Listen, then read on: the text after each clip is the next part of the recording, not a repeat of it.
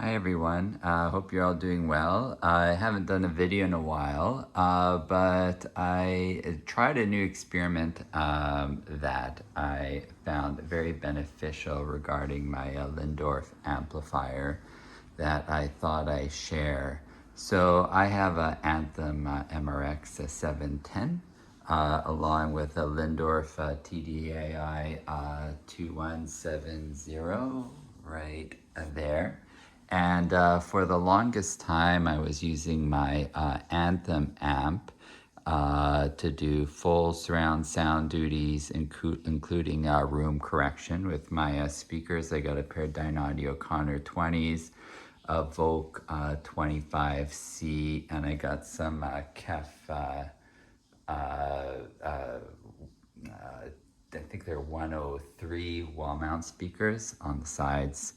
So I got a 5.1 system and Definitive Technology Supercube 4000.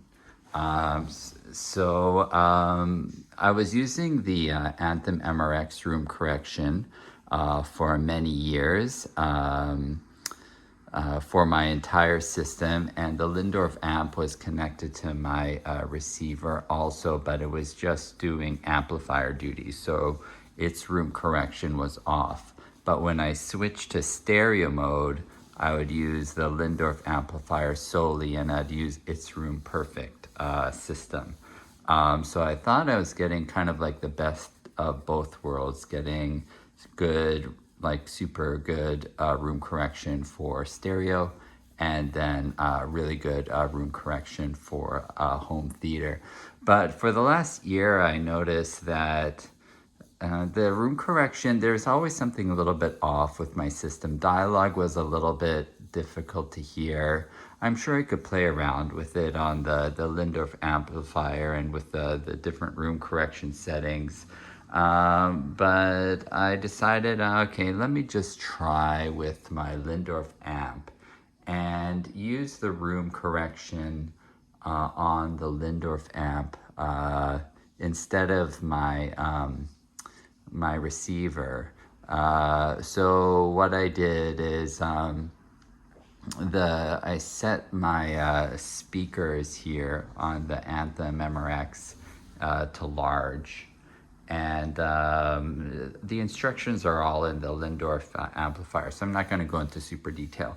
But short story is now the Lyndorf amplifier does room correction for my two speakers, my two fronts, and the sub. And then the other speakers, the center and the two rears, are uncorrected. So I have them set, I think the center is set as 80 crossover, the sides like 140 crossover, and that's it. And you would think, okay, that's not going to sound as good because you're not going to have all the speakers corrected using the same system, but it sounds better. The bass management on the Lyndorf amp is phenomenal. Like the blending between the sub and the speakers is like, it's amazing. Even with stereo, I was thinking I don't need a sub with my speakers. Like, these are really good speakers. My space isn't very huge. And they go down pretty deep. But when you add the sub to it, it just adds another layer. Imaging is better. Everything is better. It's not night and day better, but it's like, it's noticeably better. And if you're an audiophile, every little like improvement counts. And this is, I would say it's a significant improvement. So I just wanted to do this video because I was reading about this for years and decided not to do it just because I thought it wouldn't work. But anybody who has maybe a TDAI 2170 like I do, or maybe the higher end one, I think it's 3400, or the lower end one, the 1120. And if they have a home theater, if they have it connected to their home theater, I suggest giving it a shot and seeing if you like it. Because yeah, it sounds fantastic. Super happy with it. I know people are gonna say, oh, you know, my center speaker is in a cabinet and whatever. you should put it somewhere, you're not getting the proper placement, whatever. But you know, it's as you see, I got my TV, my OLED TV there, like right on the cabinet. So obviously the speaker's pretty big. I can't put it right in front of my speaker. I don't want to put it on my wall because I noticed putting it too high gives eye strain. So I kind of just like how this looks.